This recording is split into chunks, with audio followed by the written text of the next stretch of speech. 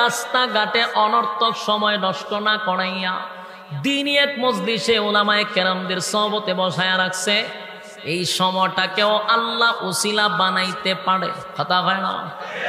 কিয়ামতের কাটে রব্বে কারীম বান্দার উসিলা তালাশ করবে, হয়তো পারে আজকের এই মাহফিলে আসার কারণে আমার মালিক ঘোষণা দিতে পারে, বান্দারে প্রচন্ড গরমের মধ্যে বৈশা ছিলি, প্রচন্ড গরম লাগছিল, তারপরও উঠোস নাই আমার মহব্বতে, আমার নবীর মহব্বতে, উলামায়ে কেরামদের ভালোবাসা লইয়া বন্দা তুই বৈশা ছিলি। আমি আল্লাহ কুদরতি ক্যামেরার দ্বারা ভিডিও করছিলাম, আমি আল্লাহ তোর আজকে ঘোষণা দিলাম ওই মাহফিলে বসার কারণে তোরে চিরদিনের জন্য আমি জান্নাত দিয়া দিলাম। একটা জবান বন্ধ রাখবেন না, আল্লাহু আকবার। আরো জোরে বল আল্লাহু আকবার।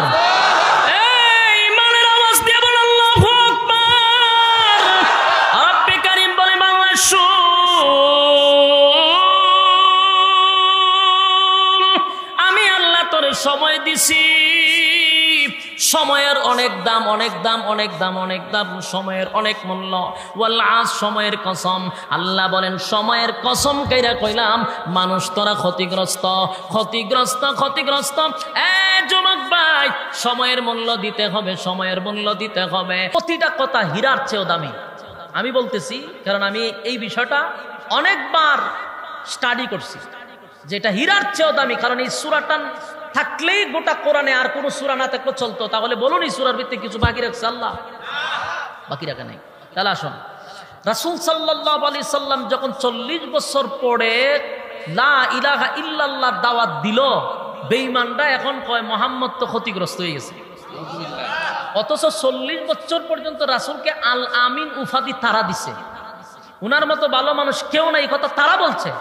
যখন কইছে লা ইলাহা ইল্লাল্লাহু মুহাম্মাদুর রাসূলুল্লাহ সাল্লাল্লাহু আলাইহি ওয়াসাল্লাম, লা ইলাহা ইল্লাল্লাহ, নেই কোনো মাবুদ এক আল্লাহ ছাড়া, মুহাম্মাদুর রাসূলুল্লাহ সাল্লাল্লাহু আলাইহি ওয়াসাল্লাম, আমি আল্লাহর বান্দা এবং রাসূল। গোটা মক্কা নগরীতে 40টা বছর আমার নবী খুব শান শওকতে ছিল। রাসূলকে আল আমিন উপাধি দিছে। রাসূলকে নিয়া বেঈমানরা গর্ব করত। মক্কার মধ্যে এমন মানুষ আর হয় না রে, এমন ভালো মানুষ হয় না। যেই মাত্র লা ইলাহা ইল্লাল্লাহ দাওয়াত দিল, গোটা মক্কা নগরীর মানুষ আমার নবীর উপরে অপবাদ দেয় যে আব্দুল্লাহর পুত্র মুহাম্মদ ক্ষতিগ্রস্ত হয়ে গেছে। নাউযুবিল্লাহ। যুবক ভাই, ওয়াজ করে নাই 40 বছর, ভালো ছিল, ওয়াজ করছে, এখন মানুষের কাছে ক্ষতিগ্রস্ত হয়ে গেছে। আল্লাহ রাব্বুল আলামিন তার দাঁত ভাঙ্গা জবাব দেওয়ার জন্য আমার তেলাওয়াত কি তো কমপ্লিট সূরা আসর তখন নাজিল করে দেয়। আল্লাহ রাব্বুল আলামিন সূরা আসর নাজিল করিয়া ডাইরেক্ট এই কথা বলে নাই যে তোরা ক্ষতিগ্রস্ত, এই কথা বলে নাই। আল্লাহ নবীকে বলেন, পয়গম্বর এমন একটা সূরা আপনার কাছে নাজিল করলাম যেই সূরাটা একটা স্কেল, যেই সূরাটা একটা মিটার বুঝুননি, মাপ দে দেয়, এটারে মিটার কর। আমি এই সূরাটাকে মিটার বানাইয়া পাঠাইছি, স্কেল বানাইয়া পাঠাইছি। এই সূরা দিয়া মাপ দিলেই বোঝা যাবে কে ক্ষতিগ্রস্ত আর কে লাভবান। এখানে যারা বসা গুরুত্ব দিয়া দিলের কান লাগায়া যদি কথাগুলি মনোযোগ দিয়া শোনেন, আমি আল্লাহর কসম কোন গিচ্ছা কাহিনী আমার জীবনে আমি বলি নাই। আমার কোন ওয়াজে আপনি ফির বুজুর্গের কোনো ঘটনা পাইতেন না। আমি কোনোদিন গিচ্ছা বলি না। যতটুক বলবো কোরআন থেকে বলবো। আলেম ওলামারা স্টেজে বসা, জিগায়েন বলে হুজুরে কোনো গিচ্ছা বলছে কিনা, না কোনো গিচ্ছা নয়, কোরআন থেকে বলতেছি। আল্লাহ রাব্বুল আলামিন বলেন এই সূরাটাকে আমি একটা স্কেল বানায়া পাঠাইছি, মিটার বানায়া পাঠাইছি। এই সূরা দিয়া যে মাপ দিবে সে নিজেই বুঝে যাবে সে ক্ষতিগ্রস্ত না লাভবান। এই কথাটা ১৫০০ বছর আগে রাসূলের কাছে সূরা নাজিল করে আল্লাহ জানাইছিল। তার মানে তখনই শেষ এমনটা নয়।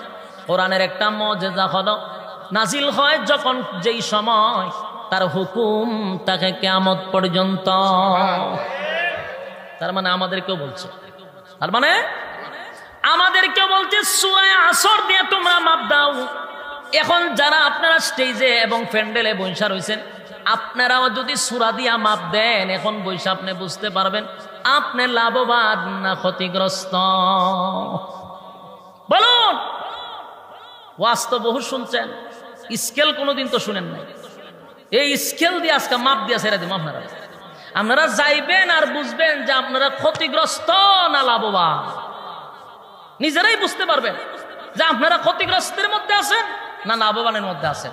এটা হলো একটা স্কেল। কিন্তু মাপ দেওয়ার সিস্টেমটা তত তাড়াতাড়ি শেখানো যাইতো না। একেবারে শেষ হলে আমার একটা শিখাই দেবো, কিন্তু সহজ আপনারা এটা লইয়া যাবেন না। এই জন্য দিলের কান লাগায় প্রতিটা কথা শুনতে হবে, কারণ ওয়াজের মাঝখানে আমি বোঝায়া দিব কেমনে মাপ দিতে হয়। আল্লাহ রাব্বুল আলামিন সূরা আসর নাজিল করে জানায়া দেয়, পয়গম্বর যারা আপনাকে ক্ষতিগ্রস্ত বলতেছে, যারা আপনাকে বলে আপনি ক্ষতিগ্রস্ত হয়ে গেছেন, আমি তাদের কাছে আপনার কাছে সূরা আসর পাঠাইছি। তাদেরকে বলেন সূরা আসর দিয়া তারা যেন মাপ দেয়। মাপ দিলেই তারা বুঝতে পারবে আপনি ক্ষতিগ্রস্ত না তারা ক্ষতিগ্রস্ত, আপনি লাভবান না তারা লাভবান। সূরার শুরুতে আল্লাহ বলেন ওয়াল আসর, সময়ের কসম, সময়ের কসম, সময়ের কসম, সময়ের কসম করছে আল্লাহ। এখন আসুন আমরা সামনে যাওয়ার আগে বুঝে নেই এখানে লাভ বলতে কি বুঝলাম আর ক্ষতি বলতে কি বুঝলাম। একটা বিষয় রয়ে গেছে না? আল্লাহ নিজেই বলতেছেন খে লাভবান খে ক্ষতিগ্রস্ত। এটা মাপ দিলেই বোঝা যাবে। তাহলে আমরা লাভ কি বুঝলাম আর ক্ষতি কি বুঝলাম এটা আগে জানা দরকার। কথা হয় না? লাভ বলতে কি বুঝলেন, ক্ষতি বলতে কি বুঝলেন, এই বিষয়টা আপনাদের ক্লিয়ার না হলে সামনের আলোচনা বুঝতে কঠিন হবে। আসুন আমরা লাভ লস বলতে কি বুঝি। ব্যবসা করতে গেলে কি লাগে? পুঁজি লাগে। যেরকম কি লাগে? ব্যবসা করতে গেলে পুঁজি লাগে, পুঁজি লাগে। ব্যবসা করতে গেলে পুঁজি লাগে। পুঁজি যদি থাকে আর যদি কিছু মুনাফা সেটার হয় লাভ। কথা হয়? আপনার মূলধন যদি ঠিক থাকে এরপরে যা আসবে এটা কি? লাভ। কিন্তু মূলধন যদি না থাকে তাহলে ক্ষতিগ্রস্ত। বলুন কি? এটা তো বুঝছেন। ব্যবসা করতে গেলে পুঁজি লাগে। পুঁজি যদি আপনার কাছে পুরাটাই থাকে তাহলে যা আসবে মুনাফা লাভ, এটা কি? আর যদি পুঁজিও শেষ, আমার যখন যা আমও গেল চলাও গেল, তাহলে আপনি কি? ব্যবসায় ক্ষতিগ্রস্ত, ব্যবসায় ক্ষতিগ্রস্ত। এই দুইটা পয়েন্ট মনোযোগ দিয়ে ইয়াদ রাখবেন, তাহলে ওয়াজ একবারে ফানির মতো বুঝবেন না। বিরক্ত হইতেছেন আপনারা যারা এখানে অনেকেই বসা, আপনারা কিন্তু ওই যে ওয়েট করলে গিচ্ছা শুনতে খুব পছন্দ করেন, আমি জানি। আমার ওয়াজে গিচ্ছা পাইতেন, যতটুক পাবেন গুরুত্বপূর্ণ কথা। গিচ্ছা আমি কইতে পারি না, আমার দ্বারা সম্ভব না। মনোযোগ দিয়ে শুনবেন যে এই জিনিসটা যদি বুঝেন লাভ আর লস এটা তো বুঝেন। ব্যবসা করতে গেলে পুঁজি লাগে। পুঁজি যদি আমার ঠিক থাকে তাহলে ব্যবসা লাভবান, আর পুঁজিও যদি আমি খাইয়া বসা থাকি তাহলে ব্যবসায় লস, মানে ক্ষতিগ্রস্ত। এই দুইটা কথা। আল্লাহ রাব্বুল আলামিন বলেন দুনিয়াটা হলো একটা ব্যবসার জায়গা। এই পৃথিবীটা একটা ব্যবসার জায়গা, ব্যবসার জায়গা, ব্যবসার জায়গা। আর ব্যবসা করার জন্য আমি আমার বান্দাদেরকে একটা পুঁজি দিছি। পুঁজিটার নাম হলো সময়। বলুন পুঁজির নাম কি? আরো জোরে। ওই জাল্লা বলেন ওয়াল্লাহ, সময়ের কসম। তার মানে রব্বে কারীম তোমার জীবন পুঁজির কসম করছে। এটা যে এই সময় না, এটা তোমার জীবনের কসম, তোমার হায়াতের কসম, তোমার জীবন পুঁজির কসম আল্লাহ করছে। ওয়াল্লাহ, সময়ের কসম বান্দারে, সময়ের কসম। কোন সময় বলতে তোর জীবনের কসম, তোর হায়াতের কসম, তোর জীবন পুঁজির কসম। বলুন ব্যবসা করতে পুঁজি লাগে। আমার মালিক বলেন পুঁজি দিছি, এটার নাম হলো হায়াত। বলুন পুঁজির নাম কি? ফুজিটার নাম হলো হায়াত। এই হায়াত নামক ফুজি লইয়া ব্যবসায় লামো, ব্যবসায় লামো। যদি দেখা যায় ফুজি শেষ, মুনাফা নাই, বলুন তো লাভবান না ক্ষতিগ্রস্ত? আপনারা যারা শিক্ষিত মানুষ, সচেতন মানুষ, বালিশের সঙ্গে মাথা লাগায় চিন্তা করেন, ফুজি আপনার কতটুক আছে আর ব্যবসায় কতটুক লাভ করছেন। ব্যবসা কারে কয় রে? ব্যবসাটা হলো নেকামল। মুনাফা কি? নেকামল হলো মুনাফা, ফুজি হলো হায়াত। তাহলে এই ফুজি দিয়ে আমি নেকামল কামাই করব। কথা কয় না? আল্লাহ জানে, ওয়াজ বুঝুননি তা কথা কয় না দি। বলুন ফুজি কি? হায়াত। ফুজি কি? আর মুনাফা নেকামল। বলুন মুনাফা নেকামল। কত সুন্দর কথা। আল্লাহ বলেন আমি তোমার হায়াত দিছি, এটা হলো ফুজি। এই ফুজি দিয়া তুমি কি ব্যবসা করবা? বলেন নেকামলের ব্যবসা করব। আমার যুবক ভাই, যারা মাদ্রাসার ভিতরে বসা, বাহিরে বসা, একটু নিজে নিজে 1 মিনিটের জন্য চিন্তা করেন, ফুজি আপনার কতটুক আছে আর নেকামলের ব্যবসা কতটুক করছেন। হিসাব মিলালি তুমি এলিবেন, কে ক্ষতিগ্রস্ত আর কে লাভবান, এখানে হিসাব মিলাইলি পেয়ে যাবেন। এটারই কয় মাপকাঠি, এটারই কয় মিটার। কথা বুঝতেছেন? এই যে মিটার মাপের সিস্টেম শিখাইয়া দিছি, কিন্তু 4টা কর্মসূচি এখনো শিখাইছি না। ইয়াদ আছে তো? কথা হয় না? মাপ আপনারা শিখাই দিলাম, মাপটা আবার শিখাই দিচ্ছি। আপনি কেমনে মাপ দিবেন? সূরা আসর দিয়া কিভাবে মাপ দিবেন? মাপ দিলে আপনি লাভবান না ক্ষতিগ্রস্ত এখনই বুঝতে পারবেন। এটা বোঝার জন্য সহজ পদ্ধতি হলো, আপনার বয়স যদি হয় 40, কারো বয়স 30, কারো বয়স 60, যাদের বয়স 60, যাদের বয়স 50, যাদের বয়স 30, একবার বালিশের সঙ্গে মাথা লাগায় চিন্তা করবেন, আমার তো 30 বছরের মধ্যে আমার বয়সটা হলো 30 বছর, তার মানে 60 বছর যদি বাঁচি রে, আমার 30 বছর চলে গেছে, হয়তোবা আর 30 বছর বাঁচব। কয় বছর বাঁচব? যদি হায়াত পায় তাহলে গড়ে যেভাবে আমরা বাঁচি হলো সর্বোচ্চ 60। সর্বোচ্চ 60 হলে যাদের বয়স 30 আর 80 কত দিন? 30 বছর। যাদের বয়স এখানে 40 হয়ে গেছে, বাঁচবেন কত বছর? 20 বছর। যাদের 50 হয়ে গেছে 20 আর 10 বছর। আর যাদের অলরেডি 50 হয়ে গেছে আর 10 বছর। যাদের 60 হয়ে গেছে বাকি সব বোনাস পাইতেছেন। এখন আপনারা চিন্তা করে দেখুন, যাদের বয়স 40-50 হয়ে গেছে, যাদের বয়স আমাদের 30 হয়ে গেছে, দেখুন তো আপনার 50% উপরে ফুজি কিন্তু শেষ। ফুজি কথা কয় না? 50% কি? ফুজি শেষ। যুবক ভাই, 50% ফুজি শেষ।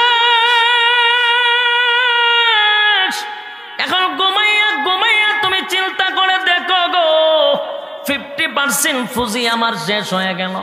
আমি আমার ফুজি তো শেষ, কিন্তু মুনাফা কতটুক পাইলাম? আমি ব্যবসায় কতটুকু লাভবান হইলাম? ঘুমাইয়া যদি চিন্তা করি, তাহলে আমরা কে ক্ষতিগ্রস্ত আর কে লাভবান? বলুন, আর এর চেয়ে বেশি সহজ হইতে পারে? বোঝার আর বাকি রয়েছে?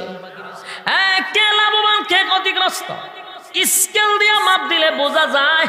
আমি সূরা আসর দিয়া যদি মাপ দেই, আমার ফুজি গেল কতটুক, মুনাফা রইল কতটুক, তাহলে বোঝা যায় আমি ক্ষতিগ্রস্ত না লাভবান। আল্লাহর নবীকে বলেন, আব্দুল্লাহর পুত্র মুহাম্মদ ক্ষতিগ্রস্ত হয়ে গেছে, ধ্বংস হয়ে গেছে। রব্বে কারীম বলেন, হাবিব আপনি ক্ষতিগ্রস্ত হন নাই। তাদেরকে বলেন সূরা আসর দিয়া মাপ দিতে। তারা মাপ দেওয়ার সাথে সাথে কে ক্ষতিগ্রস্ত আর কে লাভবান তারা নিজেরাই বুঝবে। যেমন আপনারা বুঝতেছেন, কিছু বুঝছেননি। সহজের থেকে সহজ বিষয় যদি না বুঝেন, আপনার ওয়াজ শোনার দরকার নাই, বাড়িতে গিয়া ঘুমান। এত সহজ জিনিসটা যদি না বুঝেন, আমার বয়স যদি হয় 30, তাহলে আমার তো সব শেষ করে নিলাম। খাম কো খাম, দিনের খাম রাত্রের খাম, কোনো খামকে আমরা বাদ রাখছি। তাহলে এখন আমরা ব্যবসা কিতা করছি? ফুজি তো সব শেষ করে লেছি। তাহলে নেক আমলের ফুজি, নেক আমলের নেক আমলের জন্য আল্লাহ বলছেন ব্যবসার জন্য দিছি পুঁজি, আর মুনাফা হইল নেক আমল। নেক আমল কতটুকু পাইলাম? সপ্তাহ আহাম কুহামে শেষ করে নিলাম পুঁজি। তাহলে তুমি লাভবান না ক্ষতিগ্রস্ত? এই জন্য আল্লাহ বলেন ইন্নাল ইনসানা লাফি খুসর, পৃথিবীর সব ক্ষতিগ্রস্ত। চার কাজ যারা করবে তারা ক্ষতিগ্রস্ত না। চারটা বিষয় জানার দরকার আছে নি? আর যুবক ভাই, দিলের কান লাগাইয়া কথাগুলি শুনবেন। আল্লাহ বলেন সময়ের কসম, সময়ের কসম। তাহলে সময় কি বুঝলাম? আমাদের হায়াত। এই সময়ের এত দাম, এত দাম, এত দাম। সময় হারাইয়া যখন আমরা শেষ হয়ে যাব, সময়ের শেষ প্রান্তে চলে যাব, সেটাকে বলা হয় মৃত্যু। সময় শেষ হলে কি হয়? সময় যখন আপনি আমার শেষ হয়ে যাবে, এটাকে বলা হয় মৃত্যু। আর মৃত্যু যদি চলে আসে, পুনরায় আবার আল্লাহ আমাদেরকে দাঁড় করাবে। সেদিন এই সময়ের জন্য আপনি আমি আফসোস ছাড়ার কিছু থাকবে না। আমরা সময়টারে অবহেলা করি। আল্লাহর নবী বলেন দুনিয়া হোক পরকাল হোক, দুনিয়া হোক পরকাল হোক, যে যে লাইনে সময়ের মূল্যায়ন করবে সে তত ওই দিকে ডেভেলপ হবে। আপনি যদি দুনিয়ার দিকে সময়ের মূল্যায়ন করেন, তাহলে দুনিয়ার দিকে আপনি অনেক আগায় যাবেন। আপনি যদি পরকালের দিকে সময়ের মেহনত করেন, পরকালের দিকে আপনি অনেক আগায়া যাবেন। আমরা বাংলাদেশ থেকে অন্যান্য দেশ আগায়া না ভিসায়া? আমরাও তো ভিসায়া করে। গোটা পৃথিবীর মধ্যে সবচেয়ে অলস যদি থাকে এটা হলো বাংলাদেশ। কথা হয় না? এই জন্য আমরা সবচেয়ে বেশি ভিসায়া। যদি আমরা একটু সাবা মারি যে আমরা সিঙ্গাপুরের মতো হয়ে গেছি, এই তো হলো সাবাবাজি। কিন্তু প্রকৃত কথা হলো আমরা অনেক পিছায় আছি। তার একটাই কারণ, আমরা সবচেয়ে বেশি অলস। আমার সময়ের মূল্য দেই না। কথা হয় না? আমার বাড়ির সামনে দিয়ে হলো রেল লাইন। রেল চিনুননি? ট্রেনের রাস্তা। ছোটবেলা আমরা যখন মাদ্রাসাত যাইতাম, তখন ট্রেন আসার কত হইলো সকাল 6টায়। আমরা বুড়েগে স্টেশনে দাঁড়ায় থাকতাম। দাঁড়ায় থাকতে থাকতে টিটিরে জিগেতাম, ট্রেন কোন সময় পাবো? কইতারি না। 7টা বাজে, ভাই কোন সময় পাবো? কখনো জানি না। এই করতে করতে ওই ট্রেনে তো 9টার সময়, কোনোদিন এই ট্রেনে তো 10টার সময়, দুপুরে 2টার সময় যে ট্রেন আসার কথা, ইটা আইতে গিয়ে ওই আসর আজানের সময়। তার মানে বোঝা গেল সময়ের 4 বছর কোনো মূল্য আপনার কাছে নাই। আমরা জানি আমেরিকা, ইউরোপ কান্ট্রিতে বেশি দূর যাওয়ার লাগতো না। মালয়েশিয়া যান, সিঙ্গাপুর যান, গাড়ি যদি কয় 9টার সময় আসবো, 9টা 1 মিনিট হইলে এর চাকরি শেষ। ঠিক বাড়ির গিয়া হইবেন না দরজা লাগাইয়া। এটার নাম ময়মনসিং। গুতা দিলে গিয়ার পরে কথা কয়। ময়মনসিং এর মানুষ মারাত্মক। আজকে কেত পুতানে দিলে 3 দিন পরে আপনারা হাসি দেন, এটাও জানি আমি। গুতা দেওয়ান লাগে কে রে? টিকটাক হইতে কি অসুবিধা হয়? হ্যাঁ, 9টার সময় গাড়ি আসার কথা, যদি 9টা 1 মিনিট হয় তাহলে চাকরি শেষ। আর আমরা বাংলাদেশের 9টার গাড়ি 4টার সময়, কোনো অসুবিধা নাই। আস্তে আস্তে তাহলে সময়ের মূল্য আসেনি? আমরা ডেভেলপ কেমনে? এই জন্য সবচেয়ে বেশি পিছায় আমরা আছি। আর যত সাবাবাজি আছে আমার কাছে আছে। আমরা দেশে আমেরিকা হারিয়ে গেছে। এটা হলো সাবাবাজি। বিদ্যুতের ফেরিওয়ালা বাড়িছে না? মোহনদ্বীপ বিদ্যুৎ 1 ঘন্টা থাকে না। ফেরিওয়ালা কো? ইডিলে সাবাবাজি। কথা বুঝতেছেন না? সাবাবাজির লেগে আমরা 1 নাম্বার। হাসরের মাঠে সাবাবাজি চলতে, সাবার দাঁত তলা দিব চাপড়াই। আল্লাহ আল্লাহ বলেন সময়ের কসম, সময়ের মূল্য দেখ।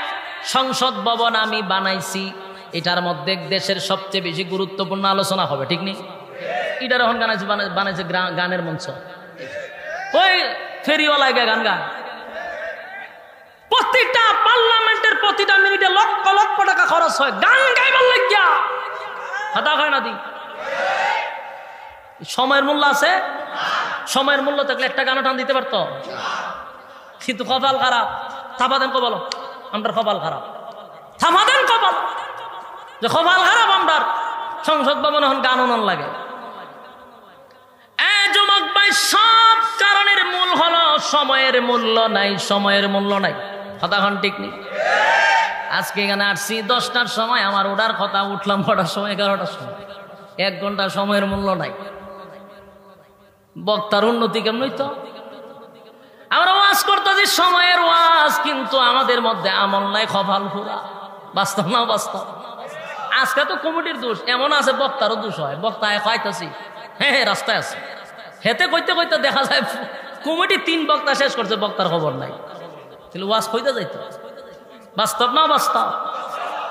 সময়ের মূল্য দিতে হবে, সময়ের মূল্য দিতে হবে, সময়ের মূল্য। আমি ওয়াজ করতেছি, আমার মধ্যে আমলটা আছে, আমার জীবনে কোনো মাহফিল আমি দেরি করি না, আগে গিয়ে বইয়া খাই বইরাই, এরপরে কমিটি যৎকান মনে চায় আমার সিফাতা দুইটা বয় তোরা খাই, এরপরে নিয়ে ওটা, কিন্তু আমি আগে এসে পড়ি, আমল আমার মধ্যে আছে, ওয়াজ করতেছি। কোন জায়গাত মাহফিল লাগলে আগে যাওয়ার চেষ্টা করি, 1 ঘন্টা আগে। আমাদের মধ্যে সবচেয়ে বেশি গুরুত্বপূর্ণ হলো সময়, সময়, সময়। দুনিয়ার দিকে যদি সময়ের প্রতি মূল্য দেই, আল্লাহ বলেন দুনিয়ার দিকে তারে অনেক উপরে নিয়ে যাব। পরকালের দিকে যদি সময়ের বেশি মেহনত করি, পরকালের দিকে আল্লাহ তারে উঠাইয়া দিব।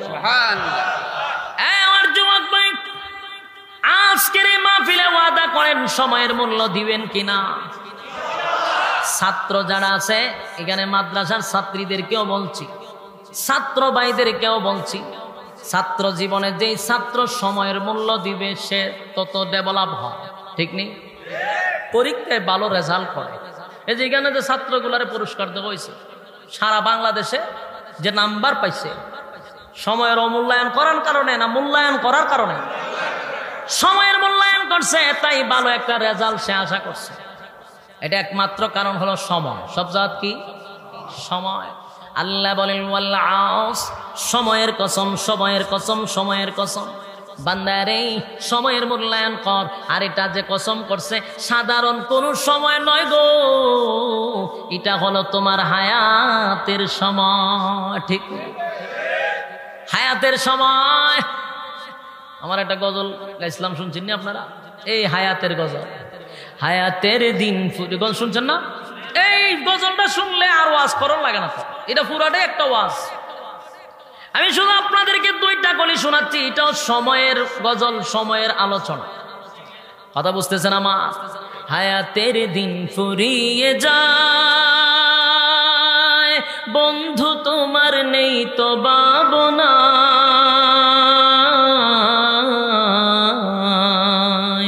তুমি আচরণ তামাশায় শয়তানের ধোঁকায়। বাস্তব না বাস্তব? হায়াতের দিন ফুরিয়ে যায়, বন্ধু তোমার নেই তো ভাবনা,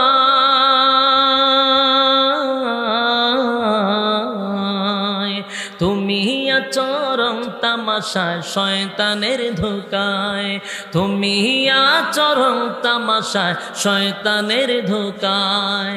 ক্ষমা পাবে অনুতাপে অনুসূচনায়, হায়াতের দিন ফুরিয়ে যায়। বাস্তব না বাস্তব? এই কথাগুলি কবি তার ভাষায় সুন্দর করে বুঝাইছেন যে আমি আর তুমি রং তামাশায় আছি, সময় কি তাইমা রইছে? কথা কয় না? সময় তাইমা রইছে। এখানে পয়সা রইছেন, সময় কি তাইমা রইছে? আমি একটা এক্সাম্পল দিলে সহজে বুঝতে পারবেন। আপনারা এই গ্রামের নাম কি? রাইমনি। বাপরে বাপ, রাইমনি। এই গ্রামের একজন লোকরে যদি আমি টান দিয়ে গাড়িতে তুলি, আর ড্রাইভাররা যদি হই গাড়ি সার, ড্রাইভারে দিল গাড়ি সেরা, আর আপনার গ্রামের লোক জানালা খুললা বলতেছে ভাই আমার নেন কোথায়, আমি যাব না। হ্যাঁ, তার চিল্লাইতেছে আমি যাব না, যাব না। আর আমি ড্রাইভাররা কি কইতেছি? গাড়ি সার। গাড়ি যাইতেছে সিলেটের দিকে, আর আপনারা গ্রামের লোকে জানালা দিয়া কয় আমি যাব না, যাব না। বলুন, সে মুখ দিয়া বলতেছে যাব না, বলুন তো যাইতেছে? সে যায় না গাড়ি যায়? গাড়ি যায়, কিন্তু সে কি বলে? যাব না, কিন্তু গাড়ি। ঠিক দুনিয়ার প্রতিটা মানুষ আমরা দুনিয়াতে আসার পরে বলি আমরা যাব না, কিন্তু প্রতি সেকেন্ডে আমাদের হায়াতের গাড়ি যাইতেছে। হায়াতের গাড়ি কি তেমন রয়েছে? ওই জন্যই বলেন হায়াতের দিন ফুরিয়ে যায়, বন্ধু তোমার নেই তো ভাবনা, তুমি আছো রং তামাশায় শয়তানের ধোঁকায়, তুমি আছো রং তামাশায় শয়তানের ধোঁকায়। ঠিক নেই? কেউ হবে না পাপের বাগে,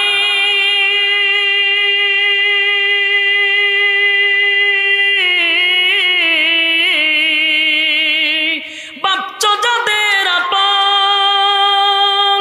মসজিদের খাটিয়ায় নিয়ে করবে তোমায় দাফন রে, করবে তোমায় দাফন। ব্যস্ত হবে সম্পদের ব্যস্ত হবে সম্পদের সব বাটে বাটুয়ারায়। তুমি আছো রং তামাশায় শয়তানের ধোকায়, তুমি আছো রং তামাশায় শয়তানের ধোকায়। আপনার এই মাইক দিয়ে যদি আর দুইটা টান দিতে আমার আর ওয়াজ করা শেষ, শেষ গলার খাম শেষ। যুবক ভাই, কথাগুলি শেষ করে ফেলছি। যে এই জিনিসটা আল্লাহ বুঝাইলেন ওয়াল আস, সময়ের কসম। তাহলে সময়ের দাম আছে না নাই? এটা কোন সময়? হায়াতের কসম। বলুন না কোন সময়? হায়াতের সময়ের কসম। রব্বে কারীম বলেন ওয়াল আস, সময়ের কসম। ইন্নাল ইনসানা লাফি খুসর, পৃথিবীর সব মানুষ ক্ষতিগ্রস্ত। চারটা কাজ যারা করবে গো তারা ক্ষতিগ্রস্ত হবে না। আসুন এবার চারটা কাজ জানার দরকার আছে। এক নাম্বার আল্লাহ বলেন ইন্নাল ইনসানা লাফি খুসর, আল্লাহ বলেন ক্ষতিগ্রস্ত ইল্লাল্লাযীনা আমানু ওয়া আমিলুস সালিহাতি ওয়া তাওয়াসাউ বিল হাক্কি ওয়া তাওয়াসাউ বিস সাবর। রব্বে কারীম বলেন চার কাজ যারা করবে তারা ক্ষতিগ্রস্ত হবে না, ক্ষতিগ্রস্ত হবে না। চারটা কাজ দিলে একেবারে মনে সেভ করে রাখতে হবে, কারণ এটা হলো আমাদের ক্ষতিগ্রস্ত থেকে বাঁচার একটাই উপায়। বলুন কয়টা? চারটা কর্মসূচি। হ্যাঁ, চারটা কর্মসূচি শোনার দরকার আছে না নাই? রব্বে কারীম বলেন চার কাজ যারা বলেন তারা ক্ষতিগ্রস্ত হবে না, চার কাজ যারা করবে না তারা নির্ঘাত ক্ষতিগ্রস্ত হয়ে যাবে। রব্বে কারীম বলেন প্রথম নাম্বার হলো ঈমান। প্রথম নাম্বার কি? ঈমান। প্রথম নাম্বার হলো ঈমান। ঈমান আনবো কার উপরে? আরো জোরে লা ইলাহা ইল্লাল্লাহ, লা ইলাহা ইল্লাল্লাহ, লা ইলাহা। নেই কোনো মাবুদ আল্লাহ ছাড়া, নেই কোনো মাবুদ আল্লাহ ছাড়া। এক খোদার পর দুই খোদা আর তিন খোদা, মোরা কিছু মানি না। বলো লা ইলাহা, জোড়ে লা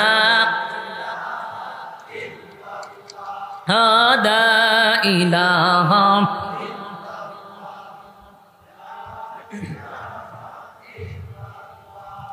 লা ইলাহা ইল্লাল্লাহ মুহাম্মাদুর রাসূলুল্লাহ সাল্লাল্লাহু আলাইহি ওয়াসাল্লাম। রব্বে কারীম বলেন এক নাম্বার হলো ঈমান। ঈমান আনতে হবে কার উপরে? ঈমান তো আমরা আনছি। এখানে যদি আমি আপনাদেরকে জিজ্ঞাসা করি ঈমান কারে কয়, অনেকে কয় হুজুর জানি না। অথচ ঈমান জানা কি নফল না ফরজ?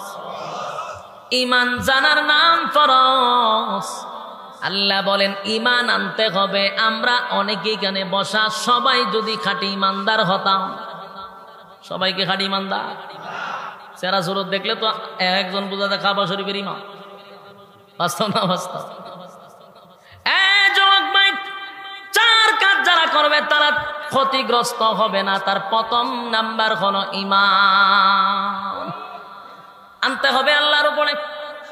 ঈমান যদি এখন পরীক্ষা করা হয় ঈমান কার কতটুকু আছে, এখানে একটা বোমা ফুটলে দেখবে মুখটাতে জুতা ছাড়া দৌড় দেয়। এই সময় বক্তা আছে না নাই দেখার কোনো খবর নাই। ঈমান পরীক্ষা করুন যায়। যুবক ভাইরা আমার, আমরা আওয়াজ শুনলে ওইটা দৌড় মারি, অথচ আমাদের ঈমানের পরীক্ষা যদি নেই রে আমরা ঠিকব না। আমরা ঠিকব? আমরা ঈমান বিক্রি হয় 500 টাকার কাছে। কয় টাকার কাছে? আমরা আর বোমার দরকার কিতা? এক কাপ চা খাওয়াই আমরা ঈমান লইয়া জায়গা। বাস্তব না বাস্তব? নির্বাচন আইলে বোঝা যায়। দোকানে বইয়া আর দিন বইয়া বইয়া ফড়র ফড়র করে স্যার ফার্তি যখন এটার ভিতরে ঢুকে হয় বুট কারে দিবি, চিন্তা ভাবনা করতেছে। তখন এই বেচারা কয় একটা কাপ চা দে। তো চা খাওয়ানোর পরে কয় জিগায় বুট কারে দিবে, সব বনা চা আপনি খাওয়াইছেন, বুট আপনারা না দিয়ে হইব নি? বুট আপনারই দিব, টেনশন করার কোনো কারণ নাই। তো বাস ফার্তি খুব খুশি গেছে। হে কিন্তু দোকান থেকে উঠে না, হে দোকানে বসে ট্যাং লড়াইতেছে, ইডলের ব্যবসা। কতক্ষণ পর আরেক ফার্তি ঢুকছে, কি খবর টবর? ভালোই, বুট কারে দিবি? কখনো সিদ্ধান্ত নিছি না। বলো না আগে কি কইছে, বুট অমুকরে দিব, এখন কি কয় সিদ্ধান্ত নিছি না।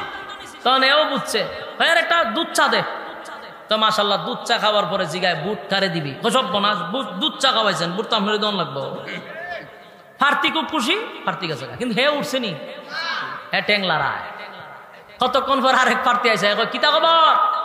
খবর আছে মোটামুটি, বুট কারে দিবি সিদ্ধান্ত নিছ, কখনো ঠিক হয়েছে না। সেই বেচারা কয় আর একটা কফি খাওয়া।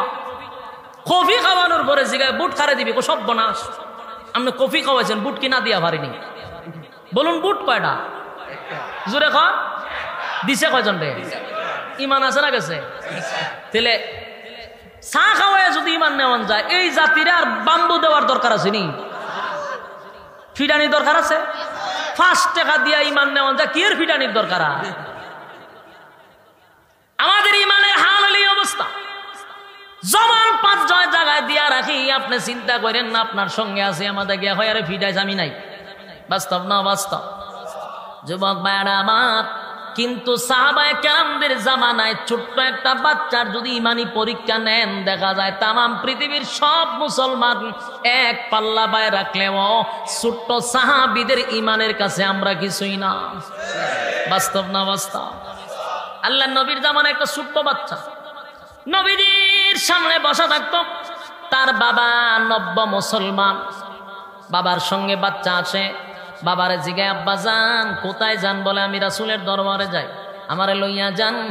বাবা তার সন্তানকে হাতে দরিয়া দরিয়া রাসূলের কাছে নিয়ে গেছে। ওই বাচ্চা রাসূলের সামনে চেহারা মোবারকের দিকে তাকায়া থাকে, ছোট্ট বাচ্চা, বালেগ হয় নাই, নবীর চেহারার দিকে তাকায়া সে খুব মজা পায়।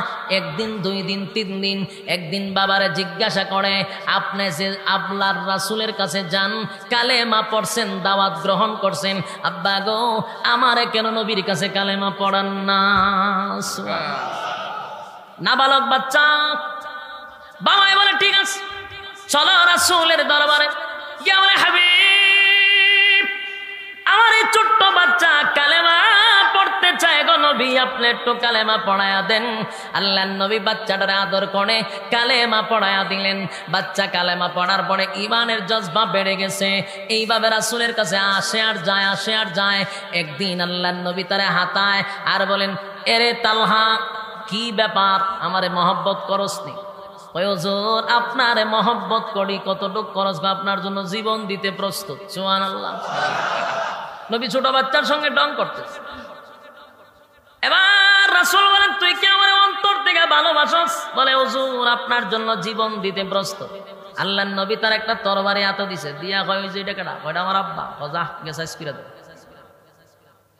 যেই মাত্র নবী কথা বলছে, বাচ্চাটা তরবারিটা হাতে লইয়া নিজের বাবার দিকে দৌড়াইয়া গেছে। বাবা দেখছে, কি রে ঘটনা কি? আমার ভূতের দিক লক্ষণ বানান, হেতে আর জায়গা বেরিয়েছে, উঠে দৌড় মারছে। কারণ যেইভাবে আইতাছে যদি মাইরা দেয়, বাবা উঠে দৌড় মারছে।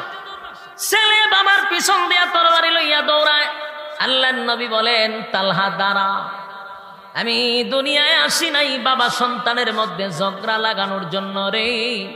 আমি শুধু তোর ইমানটা পরীক্ষা করলাম। এত ছোট বাচ্চা, তোর ইমানের এত স্পিরিট, আমি অবাক হয়ে গেলাম। রাসূল তারে জড়ায় দইরা চুমু দেয়, আদর করে আর বলে, তালহা রে তুই আমার অনেক ভালোবাসিস। সুবহানাল্লাহ। দিন যায় রাত যায়, প্রতিদিন বাবার সঙ্গে মসজিদে নববীর মধ্যে আসে। বাবা যখন নামাজ পড়তে আসে, বাচ্চাটাও বাবার সঙ্গে নামাজ পড়তে আসে। হঠাৎ করিয়া একদিন গভীর রাত্রে সন্তানটার প্রচন্ড জ্বর উঠছে, অসুস্থ হয়ে গেছে। এত অসুস্থ হয়েছে যেন জ্বরে কাতরানো শুরু করছে। মার বাবা দুজনের ঘুম নাই, একটা মাত্র সন্তান, এত প্রচন্ড জ্বর। সন্তানটা অসুস্থ হইয়া মার কাছে গিয়া বলে, মা গো আমার দিলে সাক্ষী দে গো মা, পৃথিবীর জমিনে আর বেশিক্ষণ বাঁচব না গো মা, আমার মনে হয় আমি আর এই জমিনে বেশিক্ষণ টিকব না, তাই মা গো একটা নসিহত আমি করে যাই। মা সন্তানের দিকে তাকাইয়া চোখের পানিগুলো ছেড়ে দিয়া কান্দে আর বলে, বাবারে একটা মাত্র সন্তান, এমন কি কথা বললি, বেশি দিন বাঁচবি না মানে? বলে, মা গো আমার দিলে সাক্ষী দেয় আমি আর জমিনে থাকবো না, তবে একটা নসিহত করে যাই গো মা, আমি যদি আজকে রাত্রি মারা যাই, আমি যদি আজকে মারা যাই গো মা, আমার মরণের খবর আমার রাসূলের কাছে জানাইবা না, রাত্রের বেলায় আমারে গোসল করাইয়া জানাজা পড়াইয়া দাফন কাফন করে দিবা, আমার এই মৃত্যুর খবর যেন আমার রাসূল না শুনতে পারে। মার বাপ দুজনের সহ্য হয়ে গেল। এই ছোট্ট সন্তান তো নবীর জন্য জীবন দিতে প্রস্তুত, কিন্তু আশ্চর্যের বিষয় হলো নসিহত তো ভিন্ন ধরনের নসিহত। নসিহত করে যায়, আমি যদি রাত্রের বেলায় মারা যাই আমার নবীরে খবর দিবা না। বাবা তার মাথায় হাত দিয়া বলে, বাবা রে আমি জানি আমার নবীরে তুই আমার চেয়ে বেশি ভালোবাসস, এত মহব্বত আর এত ভালোবাসা লইয়া কেমনে রে বাবা এমন নসিহতটা করলি, তোর কি আমার নবীর জন্য মায়া হয় না? ছোট বাচ্চা কি জবাব দিছে, এ যুবক ভাই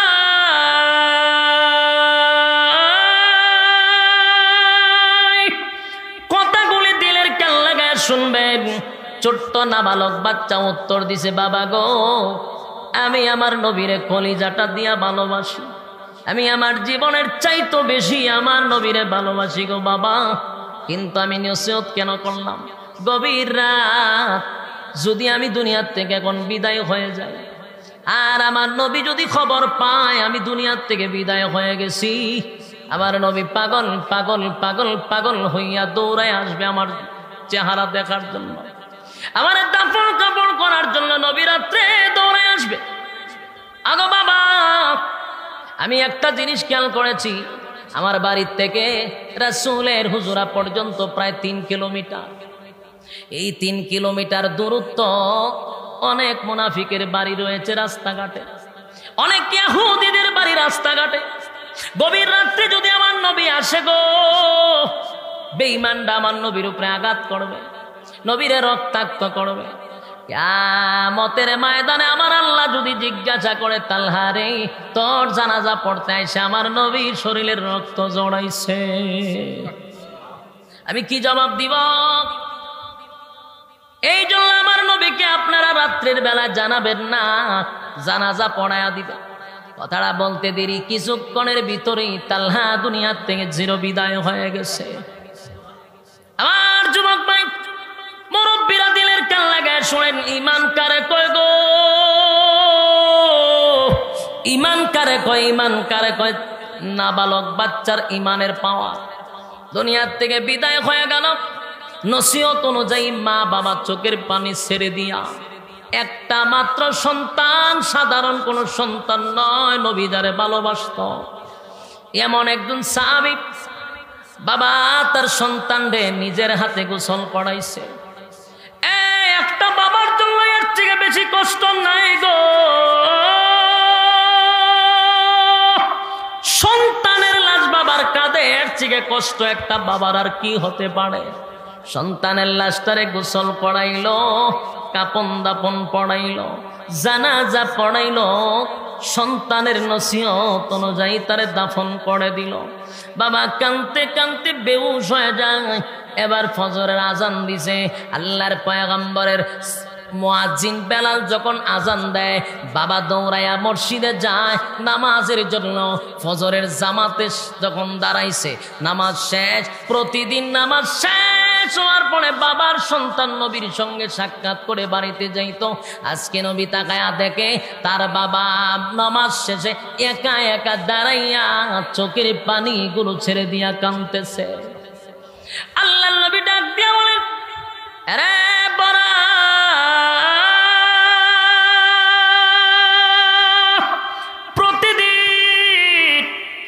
কাজ শেষ করিয়া আমার তালহারে লইয়া আমার সামনে আসতাম। আজকে দি একা একা চোখের পানিগুলো ছেড়ে দিয়া কান্দ, ঘটনা কি? আমার তালহা কোথায়? যেই মাত্র তালহার কথা বলছে বাবা হাউ মাউ করে কান্না শুরু করে দিছে। আল্লাহর নবী বলেন, বল আমার তালহা কোথায়? এবার কান্দে আর বলে, হাবিব আমার তালহা এই দুনিয়ার জমিনে নাই গো, আমার তালহা চিরদিনের জন্য পৃথিবী ছেড়ে চলে গেছে। আল্লাহর নবী বরার দিকে তাকাইয়া নবীর চোখ বেয়ে পানি পড়ে আর বলে, আমার তালহা যদি দুনিয়া থেকে বিদায় হয়ে যায় রে, আমি কোথায় ছিলাম? জানাজাকে পড়াইল, আমার তালহার লাশ কোথায়? আমি আমার তালহার জানাজা পড়াইয়া দিব। তালহার বাবার চোখ দিয়া আবার পানি পড়া শুরু হয়েছে। কান্দে আর বলে, নবী গো আমার তালহার জানাজা পড়াইয়া আমার তালহারে আমি দাফন কাফন করে দিছি। আল্লাহর নবী বলেন, বরা আমার তালহা না আমারে ভালোবাসে, আমার তালহা না আমারে ভালোবাসে, আমারে না জানাইয়া কেমনে রে তোরা জানাজা পড়াইনি? কেমনে রে আমারে না জানাইয়া দাফন কাফন করলি? এবার তালহার বাবা বলেন, নবী গো আমার সন্তানের নসিহত, আমার সন্তানের নসিহত হলো, আমার সন্তানের নসিহত হলো রাত্রির বেলা যদি মারা যায় আমরা যেন তারে দাফন কাফন করে দেই। আল্লাহর নবী বলেন, আরে আমার তালহা আমার জন্য পাগল ছিল রে, আমার তালহাই নসিহত কেন করলো? বাবা ডাক দেয়া বলে, নবী গো নসিহত আপনারে ভালোবাসতো, আপনারে মহব্বত করত গো নবী, আপনার ভালোবাসায় পাগল হইয়া এমন নসিহত আমাদের কাছে করে গেছে, আমারে ভালোবাসলে জানাজার মধ্যে শরীক হতে দিল না। বলে, নবী গো আমার বাড়ির থেকে আপনার হুজুরা কমপক্ষে 3 কিলোমিটার দূরত্ব, আমার ছোট্ট সন্তান 3 কিলোমিটারের ভিতরে তাকায়া দেখছে অনেক ইহুদি খ্রিস্টানের বাড়িঘর আছে, আপনার শত্রুর বাড়িঘর আছে। রাত্রের বেলায় যদি আপনি আমার বাড়িতে যাইতেন তালহারে দেখার জন্য, আর রাস্তাঘাটে যদি বেঈমানরা আপনার উপরে আক্রমণ করত, আপনার রক্তাক্ত করত, আমার সন্তান বলে কিয়ামতের ময়দানে আমি আল্লাহর দরবারে কি জবাব দিব? এই জন্য নবীরে জানাজা পড়ার কথা বলি নাই। একটা জবাব বলতো একবার আল্লাহু আকবার।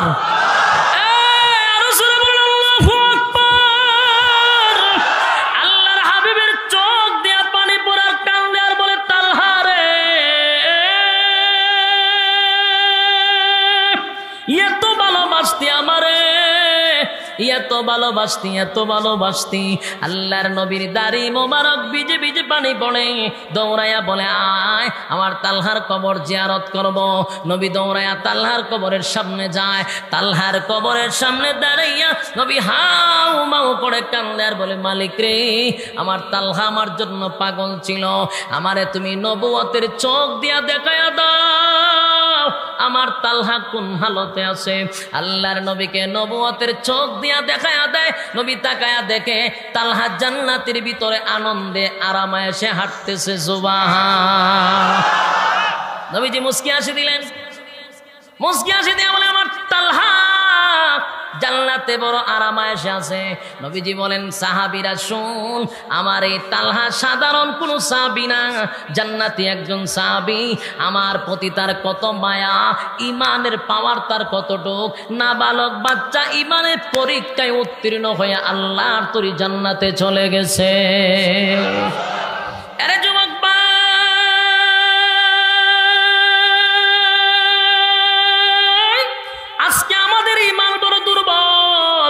ইমান বড় দুর্বল, ইমান বড় দুর্বল। এই জন্য আল্লাহ ইমানের প্রতি গুরুত্ব দিয়া বলছেন, যদি জান্নাতে যেতে চাস আর যদি ক্ষতির থেকে বাঁচতে চাস, 1 নাম্বার হলো ইমান। বলুন 1 নাম্বার কি? ইমান। সাহাবীদের মতো ইমান হতে হবে, আমাদের মতো ইমান হলে চলবে না, সাহাবীদের মতো ইমান করতে হবে। 1 নাম্বার হলো ইমান, 1 নাম্বার হলো ইমান। ইল্লাল্লাযীনা আমানু ওয়া আমিলুস সালিহাতি ওয়া তাওয়াসাউ বিল হাক্কি ওয়া তাওয়াসাউ বিল হাক্কি ওয়া তাওয়াসাউ বিস সাবর। আল্লাহ বলেন 1 নাম্বার হলো ঈমান, 2 নাম্বার হলো বান্দার এই নেক আমল। 2 নাম্বার কি? নেক আমল। 2 নাম্বার নেক আমল বান্দা। 3 নাম্বার হলো হক কথা। বলুন 3 নাম্বার কি? হক কথা। আরো জোরে। হক কথা তিতা না মিডা? কথা কর না দি তিতা। হক কথা তিতা। আসমানের উপরের ওয়াজ, জমিনের নিচের ওয়াজ করলে বক্তা বালা, মাঝখানের ওয়াজ করলে হয় বক্তা তো রাজনীতি করে। বাস্তব না বাস্তব? এই জন্য আল্লাহ বলেন খালি আসমানের উপরের ওয়াজ আর জমিনের ওয়াজ কইরা রুডি পাইবা, কিন্তু জান্নাত পাইবা না। জান্নাত পাইতে গেলে আল্লাহ নিজে বলছেন হক কথা কও। কথা কয় না? হক কথা কইতে গেলে আমাদের সমাজে হয় এই বক্তা পলিটিক্স বক্তা, রাজনীতি করে। আল্লাহ রাব্বুল আলামিন বলেন 1 নাম্বার হলো ঈমান, 2 নাম্বার হলো নেক আমল, 3 নাম্বার হলো হক কথা। হক কথা বলতে হবে, হকের উপরে থাকতে হবে। কথা হয় না? তারপরে আল্লাহ বলেন 4 নাম্বার হলো ধৈর্য। 4 নাম্বার কি? সবর করতে হবে। তাহলে এবার আসুন 4টা কর্মসূচি আমার আল্লাহ দিছে। কয়টা কসম? কসম কয়টা? কর্মসূচি কয়টা?